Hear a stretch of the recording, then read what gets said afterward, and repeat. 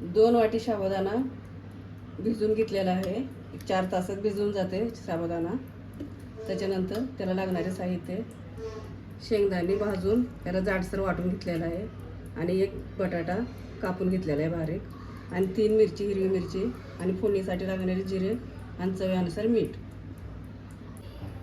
मोठ्या चमच्याने 2 चमच तेल, त्यानंतर जिरे, त्यानंतर बारीक कापलेला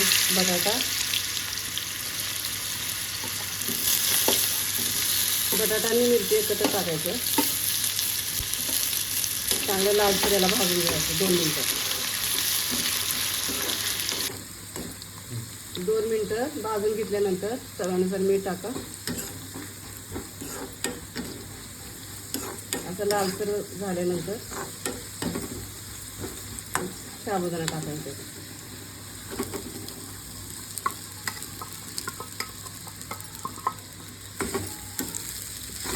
2 मिनटं चांगला हलवून घ्यायचं, याला मिक्स करून.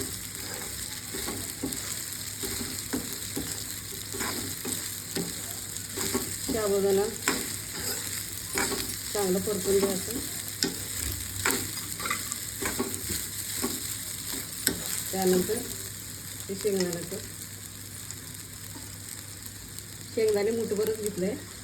आपल्याला जास्त लागत असेल जास्त टाकू शकताय, कमी लागत असेल तर कमी करणार.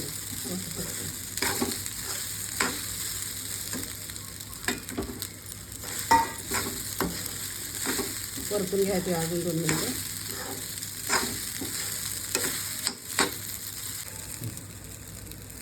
आता 2 ते 3 मिनिट परतून घेतलेलं आहे. आता झालं आहे आपलं साबुदाणा तयार. एका प्लेटामध्ये काढून घेऊया आपण. झाली आपली साबुदाण्याची खिचडी तयार.